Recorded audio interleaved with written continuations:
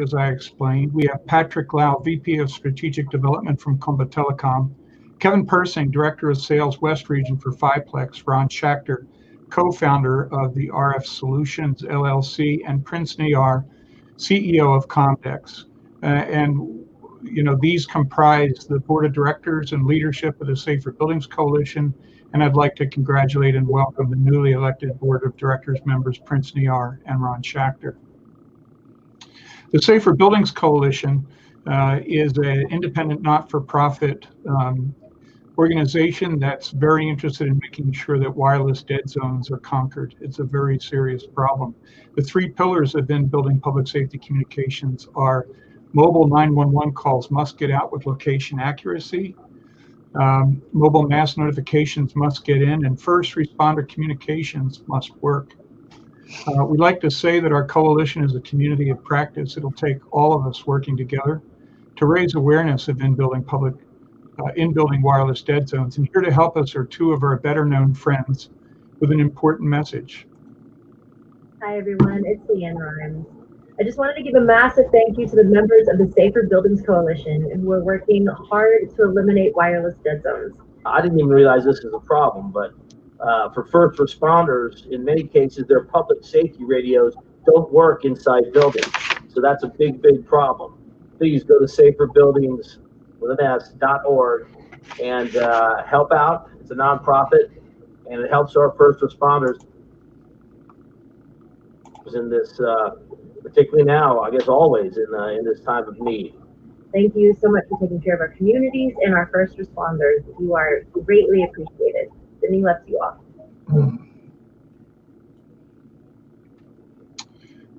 All right. I hope you all got to see that. I'm intending to be sharing my screen. I'm looking at my panel right now. Can you raise your hands if you're seeing our presentation or if we're just seeing your faces? Raise your hands if we're seeing. Okay. So there's no presentation being shown, despite the fact that I am sharing my screen. I'll raise my hand anyway. All right. Let's try this again. Alyssa, you're on mute. We can't hear you. Alyssa, we see your lips moving, but we can't hear you.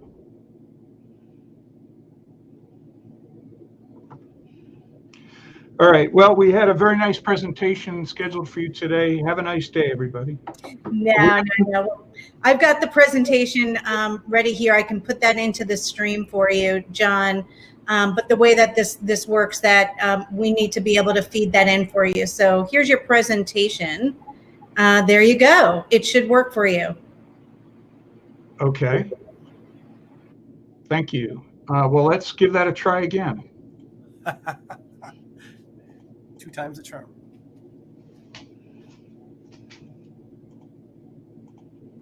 Hi, everyone. It's Leanne Rhymes. I just wanted to give a massive thank you to the members of the Safer Buildings Coalition who are working hard to eliminate wireless dead zones. I didn't even realize this was a problem, but for first responders, in many cases, their public safety radios don't work inside buildings. So that's a big, big problem. Please go to saferbuildings.org and help out. It's a nonprofit, and it helps our first responders in this, particularly now, I guess always, in this time of need. Thank you so much for taking care of our communities and our first responders. You are greatly appreciated. Sydney lets you off. All right, and I'd also like to ask you guys to take a look in the Whova app for the on the resources tab. You'll see something called Public Safety. It's the Public Safety Showcase, and many of our members are out there. Okay, moving right along. Today we're going to explore the current market outlook, opportunities and headwinds, followed by key drivers, New York City, how can you use platforms like this, and then the future technology roundup. To get us started, I'm going to have a quick video clip from our founder, Seth Bueckley, and then we'll get right into the conversation about current market. Take it away, Seth. I've been asked to give a bit of a market update on what we're seeing. So in my day job, I get to participate in market research from time to time, and we recently did a fairly large study. We interviewed several dozen C-level executives about 6 different segments of the in-building sector. And what's so relevant for the coalition members is that the PDA and public safety DAS segment is actually growing faster than almost every other segment. In fact, we measured 17 to 20% growth over the last several years, and we're predicting a 15% compounded annual growth rate going forward. So Eric, starting with you, can you tell us a little bit about what's been going on in the industry, not only in the DAS space, but in the DAS, active DAS cellular space, and get the conversation started about where the market is right now? Thank you. Great, thanks, John. So this is kind of relative to what Seth was talking about. So earlier this year, we completed a significant market study project working with Cathedral Consulting that looked at 6 different segments of the in-building wireless sector, and we'll talk about a couple of them here.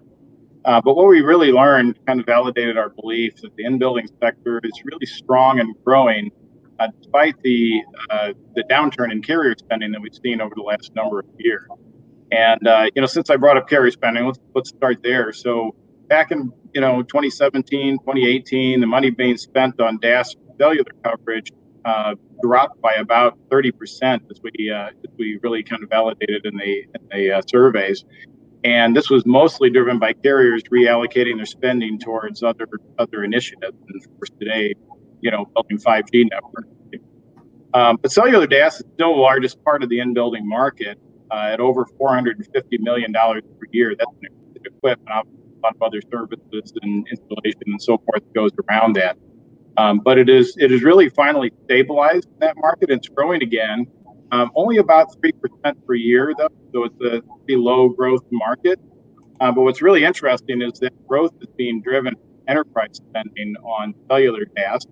They can't simply sit back and wait for the carrier to do it for them. So enterprise is really a big growth opportunity around all of this. What's really been growing very, very well over the last 2 years is DAS that helps building owners comply with the new building codes requiring emergency radio coverage. So the public safety DAS part of that business has been growing at about a 20% compound annual growth rate, represents about $150 million a year, with really a great runway leading ahead because of the proliferation of code around the country. Since you see a lot of this coming from building owners complying with building codes, we've seen a tremendous amount of market activity from new entrants like fire alarm companies, life safety contractors, electrical contractors that are entering the space to meet the demand. We're also seeing a lot of growth in indoor small cell segment at companies like Corning, Spider Cloud, Ericsson, and a few others. And that market is a little tougher to estimate, but is probably between 100, let's just say over $100 million annually. But that growth is expected at about 30% a year. It'll be driven a lot by the carrier 5G spending, so a lot of network use of small cells, but also the enterprise solving for kind of the middle price type of load. The other piece I'll mention is CBRS is certainly a big opportunity for everyone, particularly in the enterprise, because it's finally giving building owners the ability to get their cellular coverage or even a private network without having to deal with it directly. One last thing I'll mention, John, and then we'll let somebody else get an word in edgewise as well. But there's a real opportunity today to expand beyond code required public safety. But we certainly see a lot of that attached to construction projects. The need really exists in all buildings, not those construction projects, and that is certainly an area where we could see significant growth. Thank you, Eric. And Prince, can you tell us what's going on from a perspective of system integrators? Well, thank you, John. For us personally, I'll speak from Comdex because we focus primarily on the public safety DAS. And for us, COVID-19 was more of a disruption than a decline. I think for a couple of months, things slowed down. But since then, kind of the business has come roaring back. In fact, kind of this quarter will be our best quarter ever in the 20-year history of the company. I think that has opened up, COVID-19 has opened up a lot of opportunities, particularly, I think, from talent acquisition. I think there's there probably never has been a better time to acquire or upgrade talent in DAS because a lot of opportunities available. Also, we are seeing growth in areas because of bandwidth, opportunities in schools, opportunities in telehealth. I think that's all kind of, so as a result of all the bandwidth that was needed because of the proliferation of Zoom meetings, people are realizing we need more bandwidth. I think as a result, you're seeing on the carrier side of things, the 5G deployment has accelerated by carriers. I think 5G will lead to the next phase, which is the Internet of Things, which will allow millions of sensors. So that's an area of opportunities. I think Internet of Things will then lead to smart cities. Smart cities will then lead to smart buildings. And I think that's where I think the future of our industry is going in terms of smarter buildings. And I think TIA has a very good initiative called Smart Building Initiative. I would recommend you guys look at it because it focuses on the 4 components: connectivity, data, interoperable building systems, and intelligence. And the holy grail, I think, of in building is when we get to the machine learning and intelligence, artificial intelligence, when it comes to the in building systems. I think that's what is, to me, the future of in buildings, when we can use the artificial intelligence to predict, manage, prevent, and react to situations as they emerge. So that's kind of my perspective on where things are going. I'll hand it back to you, John. Thank you. Patrick Lau, can you give us some of the OEM perspective on the trends in the market and the opportunities and what are some of the challenges? Sure, John, thank you. And I think I'm just talking about in general, because I do like what, John, you mentioned it. And I think the reason why we're here, SBC, we are not only promoting for the public safety for the first responders, we're also promoting the safety of the publics. So you're talking about all the 3 pillars as missions. What I see here, recently, really, we are entering a new generation of wireless connectivity phase, especially with recent just concluded the CBRS auction, and I think 3.5 is going to be very hot. And the reason for that, and I think all the experts and vendors and the community people they're talking about, is you can provide the LTE grade of service in the building with a deployment cost like Wi-Fi. And I think that's very appealing to the enterprise, to the end customers, that normally the small or medium-sized buildings, they don't get to have a service just because it doesn't really pass the ROI. So I think the activities, I agree with the people here, that I think is going to be definitely is going to go up. It's going to be an uptake for the next few years.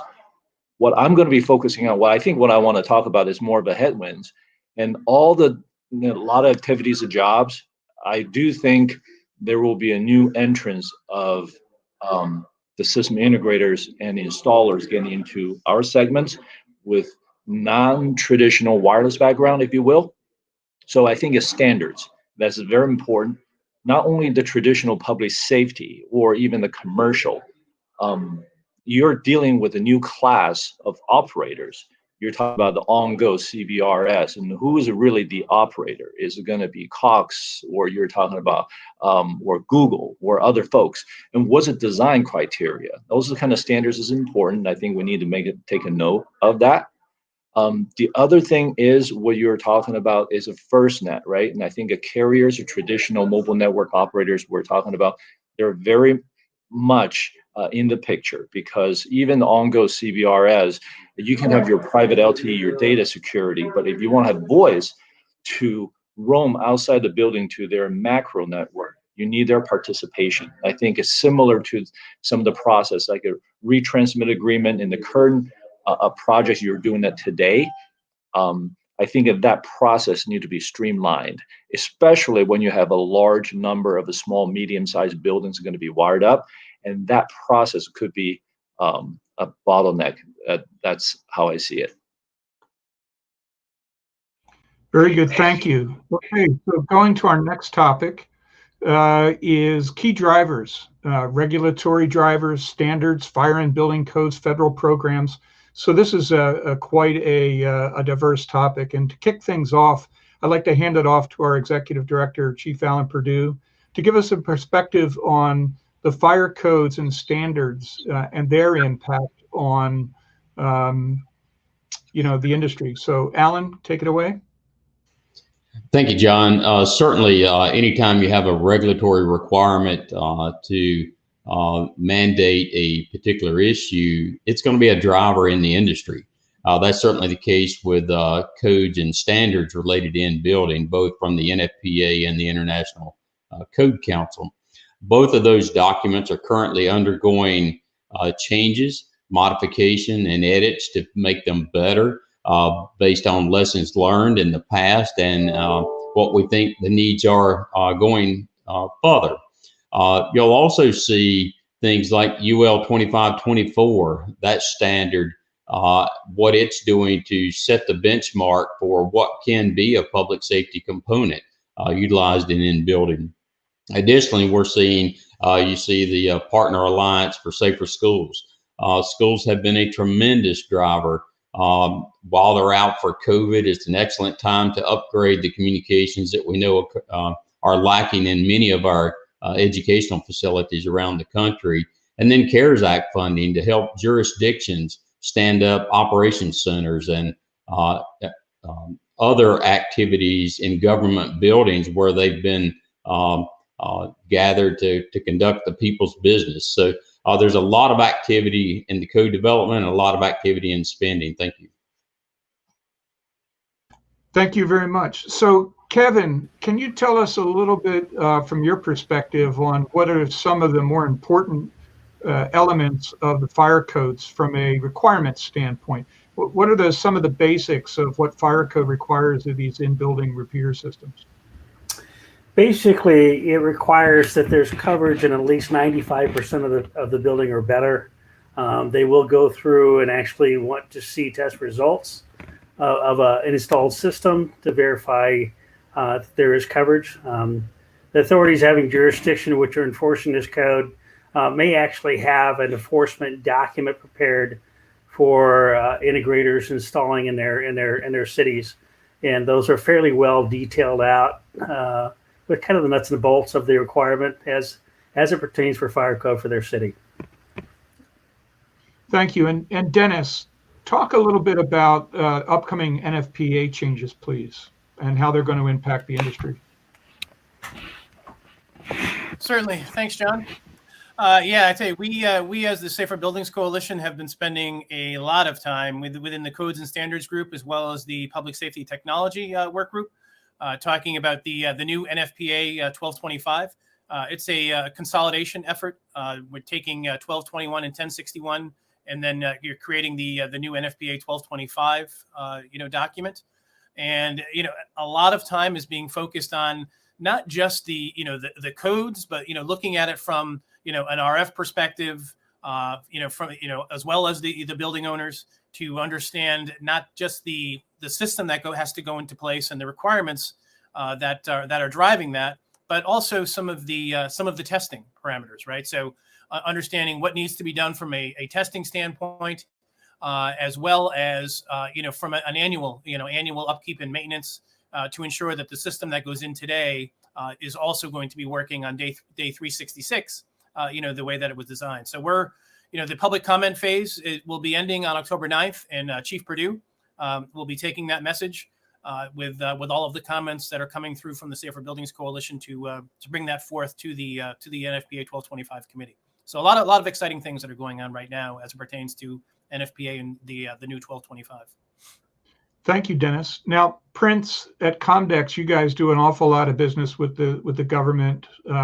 You have a lot of experience and perspective there. Can you tell us a little bit about the federal programs that are underway right now, and maybe some insights about working with government agencies?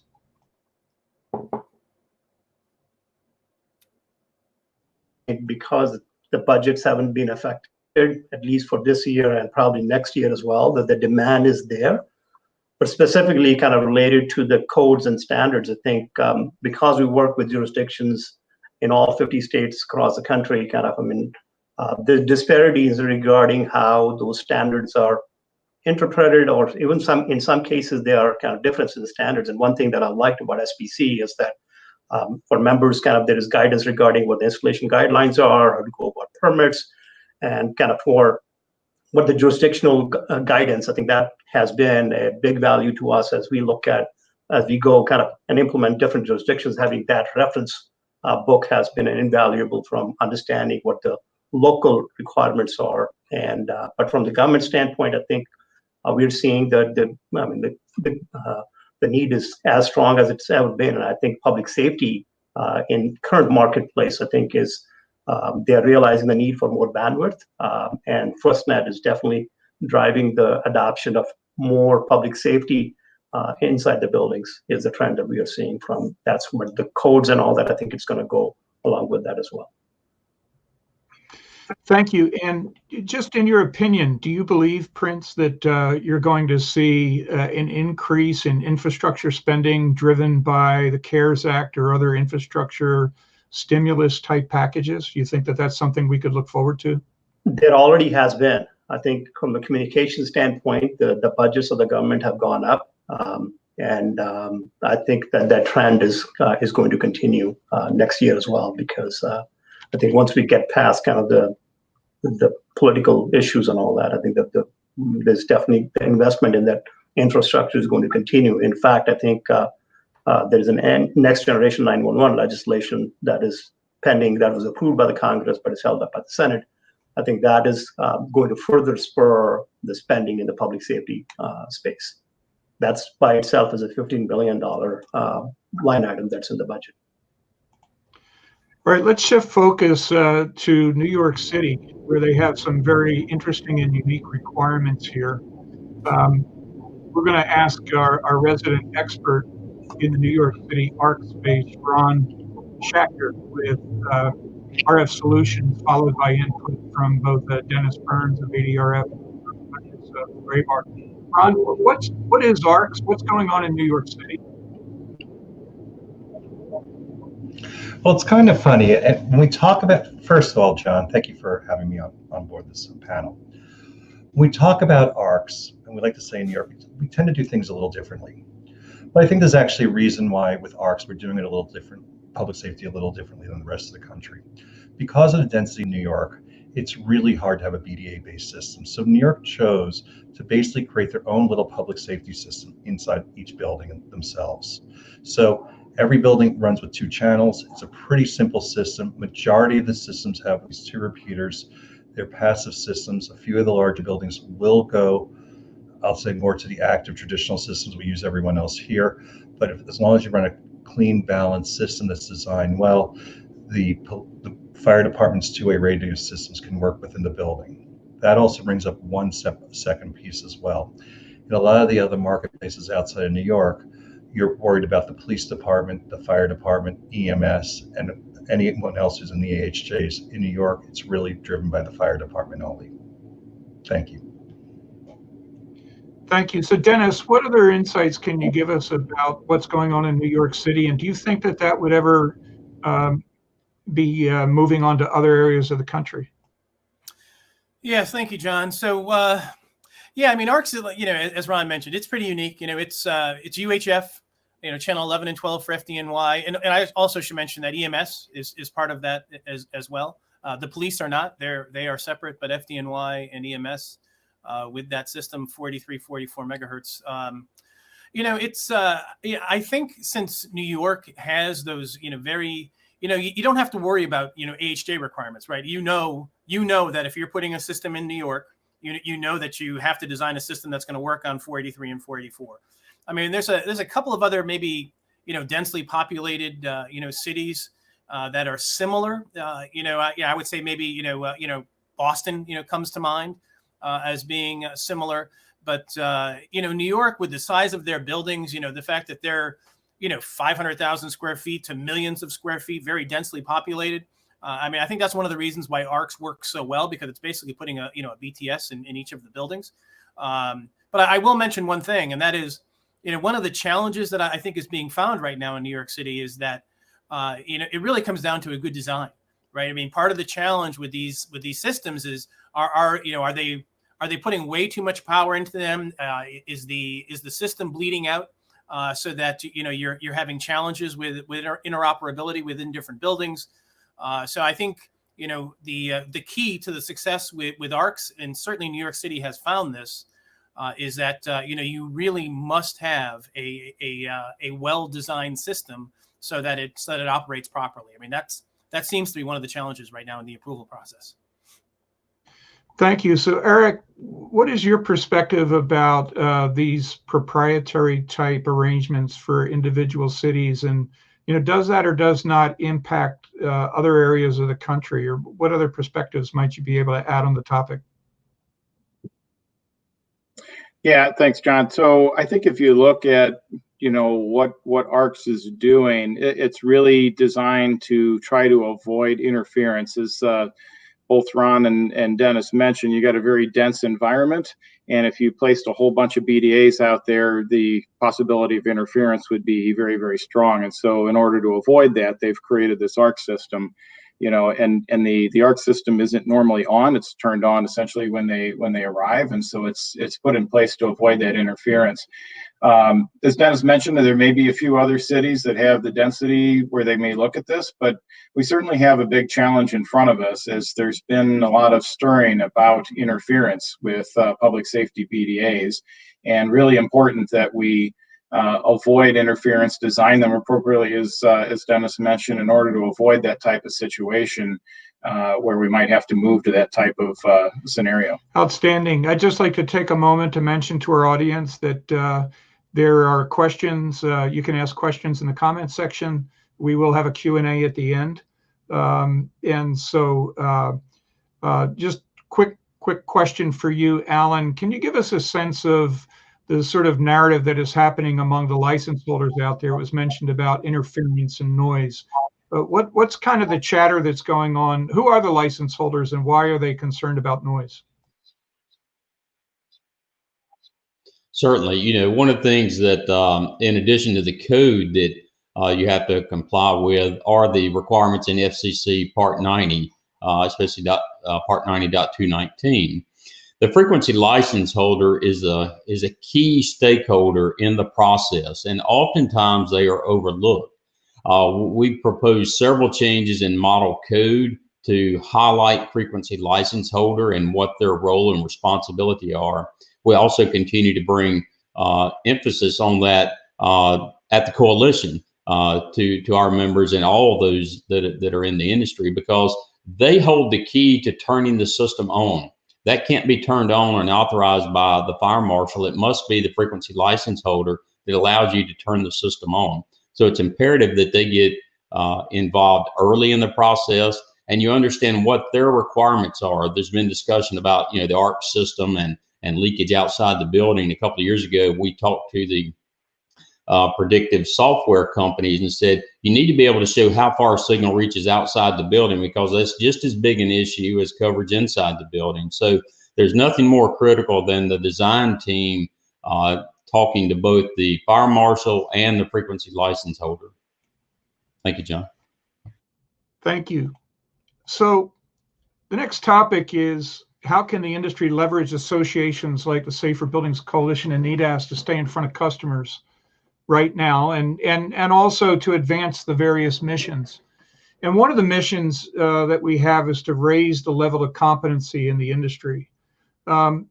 So Prince, can you talk to us a little bit about the need to, what is driving the need to increase the level of competency, and maybe talk a little bit about the Safer Buildings program with NICET. You're on mute, Prince. Okay, sorry, I'm not sure how that. Okay, I guess from our standpoint, because we only deal with the public safety systems, I mean, we know those systems, if they don't work, people lose lives. It's as simple as that. When seconds can make a difference between life and death, you got to make sure that people who are touching those systems, they are qualified people. And I think that's where SBC's initiative regarding NICET is absolutely, I think, critical in making sure that only people who are qualified are touching it. And I know NICET kind of makes sure that there is a qualified body that is, number one, taking the exam and making sure that only people who are qualified are. I think the industry needs that to make sure that qualified people are touching it. And I guess John, maybe you can provide an update on how that's progressing but I think that's a key initiative, particularly from the public safety standpoint, the way I see it. Well, I could give you an update on it, but I'd rather hand it off to Alan. So, Alan, can you tell us who is NICET? Why did we partner with them, and what is the update on the creation of that program? Sure, John. NICET is National Institute of Certifying Engineering Technologists. It's an organization that is been around for many, many years, and expect. So we're having bandwidth problems with Alan, so I'm going to pick it up for Alan and do the update for him as he takes care of his technology issues. So NICET is the National Institute of Certified Engineering Technologies. We chose them because they are very well known and accepted by the fire code officials, what they call the AHJs, or authorities having jurisdiction around the country. And it started out with us convening a panel of subject matter experts back in January. We've gone through the initial job task analysis. We've gone through creating the outline, if you will. And the next step is going to be a call to the industry for subject matter experts to help NICET write the test questions. There'll be 4 different levels. 3 of them will be technician or installation and testing and commissioning type tasks. And there'll be a separate level for designers. And the first 2 will be tech level 1, and design should be available by the end of the year, and then followed in the first quarter by tech level 2, and in the second quarter, tech level 3. You do not have to be a Safer Buildings Coalition member to take this training or to get these certifications, but we're very involved in making all that happen. So hopefully Alan is back. What are some of the other ways, if I can ask Eric, what are some of the challenges of staying connected to customers in this particular environment, and how can we use online platforms and associations like NEDAS and the Safer Buildings Coalition to stay connected? Yeah, thanks, John. So, it's interesting when you think about, and most people think about Safer Buildings Coalition, they think about public safety, and in particular, code required radio systems. When most people think about NEDAS, they're thinking about the cellular world and cellular DAS, right? And what's really interesting is, and I talk to integrators and manufacturers all the time who's telling me, I don't do public safety, or we only do public safety. We don't really do cellular. And I'll point you back towards what Safer Buildings is doing to really expand our focus. And that is on what we call our 3 pillars of in-building public safety communications. 1, that mobile 911 calls must get out with location accuracy. Mobile mass notifications must get in, and first responder communications must work. When you look at those 3 requirements, it encompasses all of what Safer Buildings and what NEDAS do together to provide both ends of that. So we've got to make cellular communications work in order to enable those 911 calls and the mass notifications. And by the way, also things like FirstNet needs to work, and that's more of a cellular LTE technology, right? And again, we want those first responders radios to also work. And so I think it's important to leverage both organizations together and their capabilities, and it also probably makes a lot of those providers in the marketplace look and change their focus a little bit and realize, hey, if I'm in cellular, I'm in public safety. And if I'm in public safety, I'm in cellular. Thank you, Dennis. In what way has ADRF taken advantage of virtual symposiums, online platforms to stay in front of the market? Yes, thanks, John. So we've done it in a variety of ways. I think right now, education is key, right? So whether it's NEDAS or Safer Buildings or PASS, whatever organization, we as ADRF we're constantly trying to educate the market, educate our our integration partners, our distribution partners. Just talking about what's going on out there in the market today. What are the codes that are that are required today? What are some of the new codes that are coming down the pike? So I think that's something that certainly we have done as an OEM. But I also just want to add that I concur fully with what Eric is saying, and I think just staying in front of these individuals with the different organizations, whether it's NEDAS or an SBC. I think what Safer Buildings is doing with NICET is a tremendous example of that education, so that we can have folks be certified when it comes to the install standpoint. Safer Buildings is also working on an AHJ toolkit, with different requirements out there for different jurisdictions, is kind of like a map of to make those systems that are going in safer.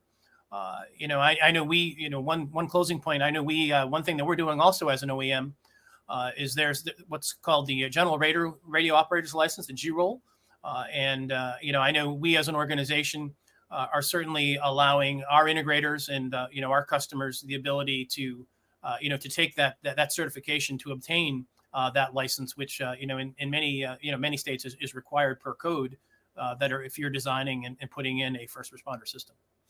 Thank you. Thank you, Dennis. So over to Ron Schachter. Ron, your team has been very active with us in things like writing articles that go up in the member showcase, writing articles that go into our newsletter, creating videos, and having a pretty constant presence in social media. Can you talk a little bit about that strategy and how's that working out for you? Sure. I mean, first of all, it's been great. When we started the company, or we actually brought on board Lisa, who runs our social media platform, we had about 2 or 3 people following the company. Today, I think we're about 1,500 people who follow us on a day-by-day basis. What became really important to me, and what became really, I just look at the public safety market, and I've heard Dennis and a couple of other people mention this. We were noticing things that you talk about great designs, but once the systems get up and running, if the system that was actually installed does not meet the design, unfortunately, the system still does not work. So we as a company really tried to put together was a whole campaign about how to teach people online, basically how to install systems properly, how to design systems properly. And we offer things like we have coming up right now, a Bixie class about what is public safety, and just trying to put together the best possible systems that are out there. So I mean, realizing these are systems that are for public safety use only, and when firemen, police come into these buildings, we have to know that these systems are going to work all the time. So that's really what we're doing, and we're trying to really get that word out, and I think it's been working quite well. Thanks. And if we can show the slide again. So just a reminder to everybody that if you take advantage of this wonderful platform that NEDAS is using here, this virtual symposium. On the main navigation, there's a public safety showcase. A lot of our partners are out there, but there's also lots of other wonderful places to explore there. They're really having a lot of fun with it.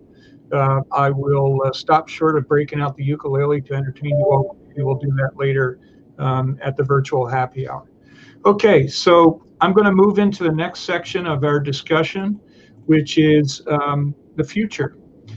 So I'd like to lead off here with Patrick. So Patrick, can you tell us a little bit about some of the future technologies like 5G and CBRS? In your view, how are they going to impact the in-building space? And everybody's going to have a chance to weigh in on this one. Of course. Thank you, John. Like I said, some of them already mentioned it, and then they're probably in the abbreviated version. I think what we're looking at and people they're focusing on the industry is a C-band. And there's only a portion of the C-band is a CBRS. You get 150 megahertz, and then we've been talking about on-go. And also the C-band, it's also in general sense, loosely, it's a 3.5, that range is a 3450 to 3980, that over 500 megahertz spectrum. Now, what is important is, and I think it set the standards, is where the next generation of in-building solutions and people they're all focused on. And I think, like I mentioned it before, majority of the building, if you're talking about being wired up, it's certain size and above, because you have to meet certain ROI calculation, right? What winds up as the at least a certain 100,000 and the square footage and above. And I think on-go, the private LTE, the technology what we have, and people they are saying, and I think is generally industry believe it is true, you get the LTE grade of service with a deployment cost like Wi-Fi. And I think this is important, is appealing to people because you can initially, for CapEx standpoint, you can wire up a lot of small and medium-sized buildings, right? That I think it really advanced everybody's, I think, our agenda or mission, because for public safety standpoint, we want connectivity. There's a common cause, a common interest between NEDAS and SBC because we want reliable wireless connectivity. So that's really helping the industry advance. The key thing, I do think people we want to talk about new jobs and new opportunities, and for either it's 5G or on-go, it's we've been talking about the panelists is the standards, whether from the public safety, the first responder perspective, or the commercial standpoint. It's you got a lot of entrants and system integrators and installers, or they don't have the traditional wireless background we normally have, and then how do you deal with it? And who's going to set the standards? Who's going to do the training? I think that's why NICET certifications is important. Or other for the commercial part, I think it's even newer challenges, because in the past we have AT&T, Verizon, T-Mobile, and I think they set the standards, and system integrators, they know what kind of standards need to follow for the design.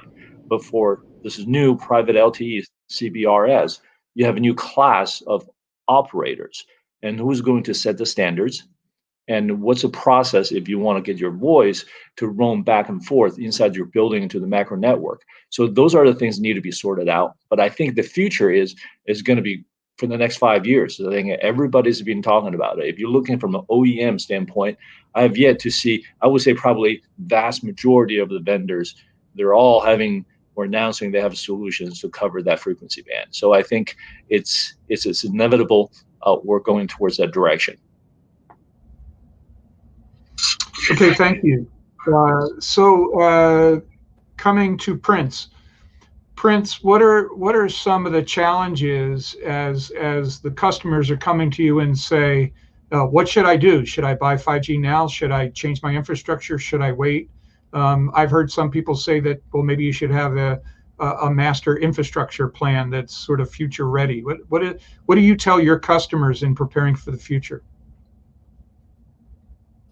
You're on mute, Prince. Sorry. Well, thank you.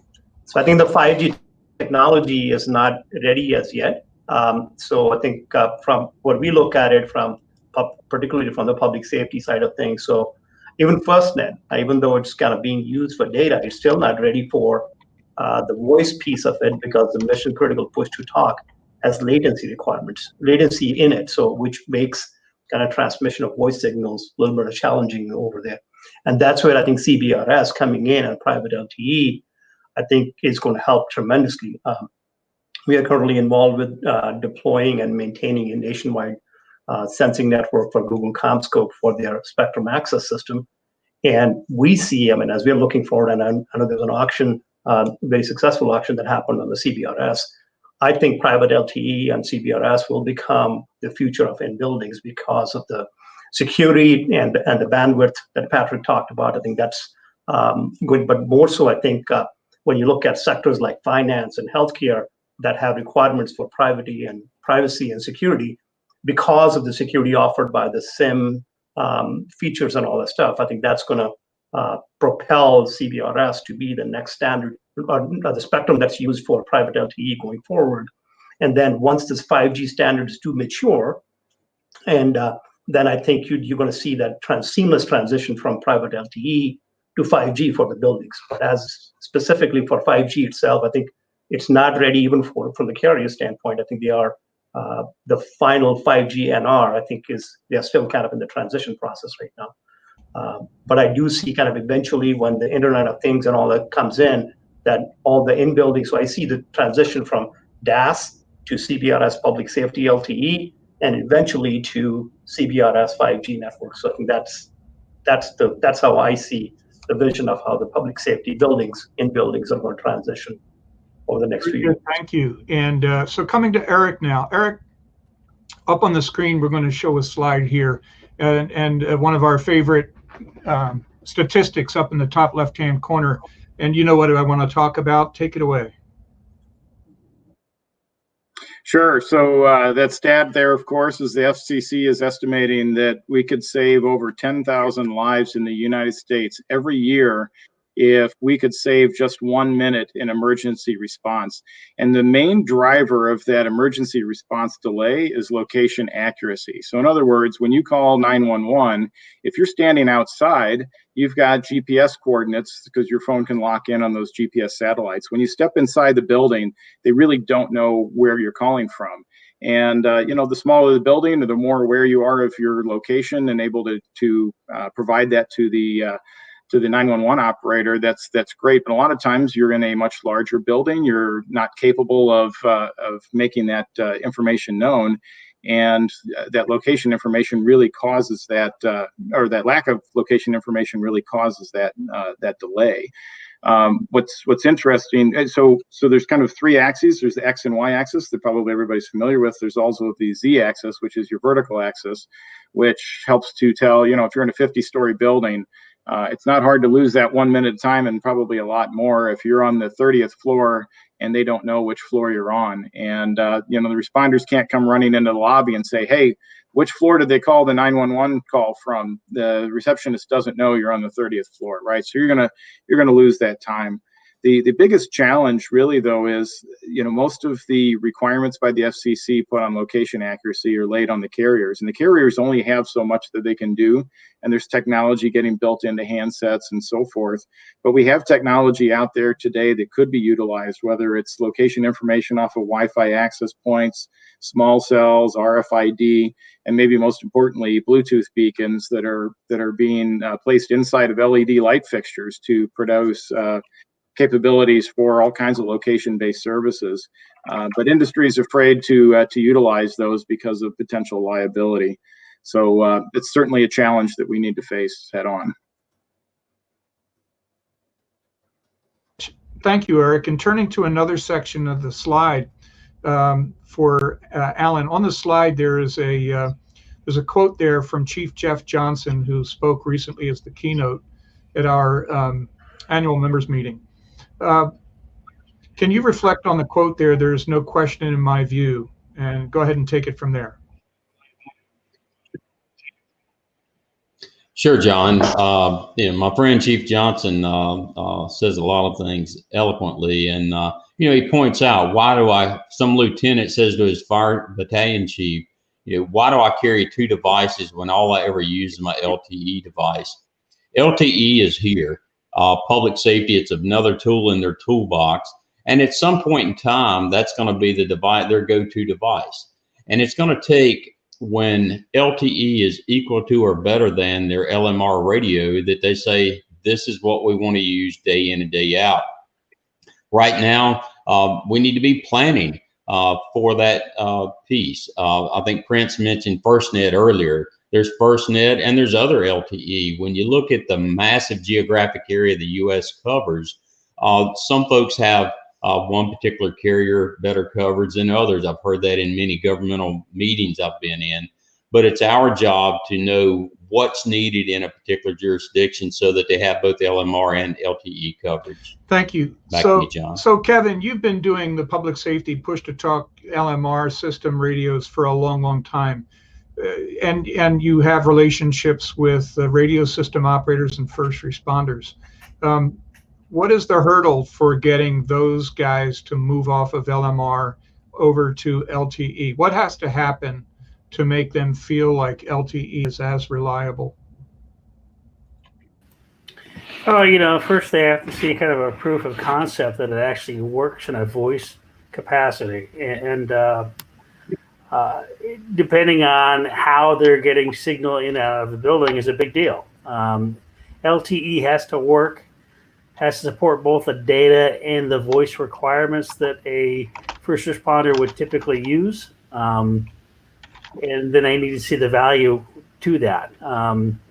We need to see how FirstNet is actually going to deploy their LTE networks, and whether or not there's going to be a fluid or way to get signal in out of structures that works in that environment. The AHJs themselves will also need to start to require that and put that in their standards documents as to what's being required to support LTE. So there's a lot of parts and pieces to the whole thing to make that play out, make it play well. Most of the OEMs in this space are actually supporting the capability through their off-air amplifiers to support LTE coverage. Whether or not the carrier that has that LTE network is going to support that or not. It's actually going to Dennis from ADRF. Dennis, what can you add to this discussion about owning network versus the carrier owning? Like, what are some of the advantage or the cost drivers here? Yeah, thanks, John. I mean, that's what I see as one of the big challenges here, right? Because you're talking about, the AHJs, we're talking about the authority having jurisdiction.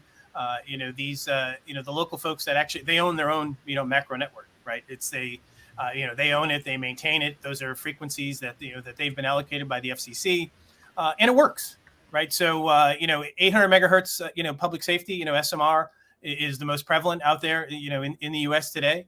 But I mean, these guys, it's tried and true. UHF, VHF, 700, 800 public safety. It's been, it works.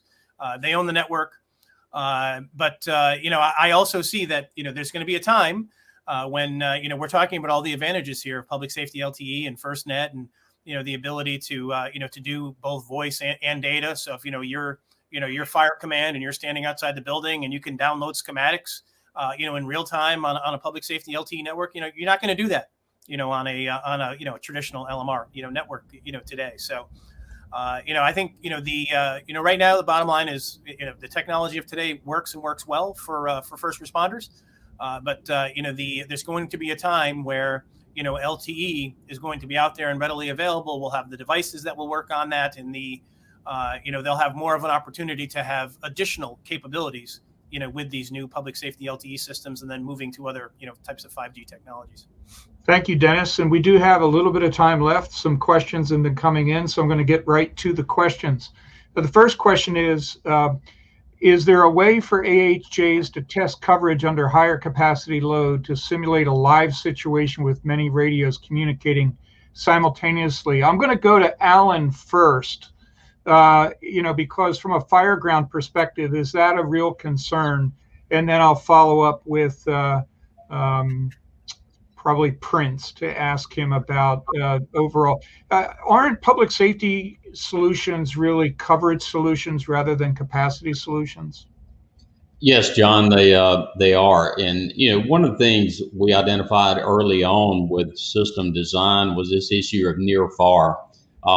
A near user and a far user within a defined area, both being able to talk, whether that's firefighter, medic and firefighter, or law enforcement and medic, trying to plan for those situations where you have multiple responders talking at the same time. So systems are designed for that purpose, to mitigate that. And it is a coverage issue more than a capacity issue with most of these systems. Thank you. So Prince, coming to you, but in the future, if we are going to have a migration to LTE, then now you have an interesting design question, because, and another question was asked is, can you commingle land mobile radio and LTE, right? So if the main goal of the carriers is to have capacity and great up and down speeds, and if you're moving towards, situational awareness type applications over LTE, which are data heavy, does it start to move from a coverage design to a capacity design? It is. I think LTE, as you know, is more capacity design, and we do LMR systems. That's where we grew up as a company. For 20 years, we've been doing LMR systems. Every major city across the U.S. we have done. You will see footprints of Comdex in doing the public safety systems for them. So we're very familiar with what it takes to make an LMR system work with. But when it comes to FirstNet, I think the capacity issue takes over, and coupled with that is mission critical push-to-talk standards, which were just defined by 3GPP last year. So the carriers are still kind of getting used to that. There are applications available out there which let you have interoperability with your existing LMR voice and LTE. So that's kind of I see as the interim step before you go to mission critical push to talk. But I think that is coming, I would say, if not kind of the next 2 to 3 years, in the next 3 to 5 years, I think you're going to see agencies transitioning to even voice to mission critical push to talk standards. And I think from that design standard, what used to be what we call as interoperability planning, where kind of you define how many people need to be on a particular talk group and all that stuff, I think that will become irrelevant because now you can carry on those conversations and all that stuff. Thank you. Now, a lot of fire codes have been correctly interpreted. Sometimes they're incorrectly interpreted, and it seems as though they are, it actually drives innovation in product to solve for increased costs that you might realize because of maybe local jurisdictions requiring more than the code actually requires, or just ways to do things more cost effectively. We had a question that came in that said, I see influx of 2-hour burn rating on some plenum cables. Are there antenna products that have burn rating as well? Also, we know that flexible metal conduit cable is come into play. First, Alan, tell me about, try to answer the question about 2-hour burn rating on cables and whether or not that same burn rating should be provided on antennas. And then I'm going to come to Eric for a follow-up. Certainly. Currently, in both the IFC and NFPA, the intent is to protect the backbone of the system, not the distribution antenna lines that the antennas are mounted on. So there's been no discussion about rating antennas or even rating the distribution antenna line. That's been solely left to the backbone of the system, and is typically thought of as the vertical part of the system, but it can run horizontal as well. Thank you. Very quickly, Eric, are you seeing take rates on these new kinds of products? Or are people buying them, or what's the drivers, or are they kind of a niche type product set? Yeah, I think right now it's probably more of a niche product in particular markets where you have AHJs actually requiring it. And I don't know whether they realize they're putting requirements in beyond the code, or whether they don't realize that and they're just misinterpreting the code. But the reality is, in order to put in a system, you may have to deal with this 2-hour burn rating. And so in those markets, that the products that do this, because they can drastically reduce the overall cost of installing the system, they're certainly moving pretty well. But you asked earlier about about antennas and whether they have a burn rating. You can protect the heck out of the cable, and you have to in many situations. But ultimately, that antenna is made out of plastic, and it's going to be a puddle on the floor long before the cable fails. Understood. Just a very, very quick question for Ron. Ron, I know that in New York City, they have additional requirements like monitoring the antenna, for example. How is that accomplished? Well, today it's not part of the code. So let me first go back. It's kind of funny, and I'll talk about monitoring the antenna as well as the 2-hour fire rated cable as well for 2 seconds back. But basically, what they're doing is they're running current through the core of the running DC power through the core of the cable, and they're basically putting a little sensor by the antenna, and they're finding out if there's power going from the head end equipment to that antenna. Unfortunately, that doesn't mean you're going to have a clean cable, and that doesn't mean you're going to actually you're going to have basically the system's going to still work, but you will have connectivity between the cable and the antenna. The funny thing, when you brought up the 2-hour cable rating a few seconds ago, New York's pushing back on that because really, I'm not really sure I understand the exact part of the UL code, but what RFS got with the UL code, and I've really been trying to speak to them, It's more about, again, the power and getting the connectivity to that antenna, not about maintaining the integrity of the RF frequencies going through the antenna. So they've actually pushed back and saying they're not going to accept it. So they have all these strict standards in New York about 2-hour fire rating. And I think a lot of what RFS did was because of New York. And now it's coming back and saying they're not going to approve that system. So it's kind of an interesting place being in New York, because as tough as they are, they're also, it's being pretty tough, the flip side to that. All right, thanks. We have just another minute or two. I'd like to wrap up. And Kevin, you had an additional comment regarding coverage and capacity. Can you give it to us in about 30 seconds? Sure. Basically, when it comes to coverage, you're trying to test the system to verify whether or not you'll have throughput in all the frequencies. I'll use LA as an example. They have 12 channels. There are ways to take a Class A amplifier and program that amplifier to cover that building based off the composite gang going through those 12 individual channels. So there is a way to make sure that there is enough throughput, RF coverage for that to make that happen in that space. As far as actually taking all 12 channels and activating them to test a building, that's going to be tough to do, but you should be able to actually program the amplifier to support all 12 active channels simultaneously.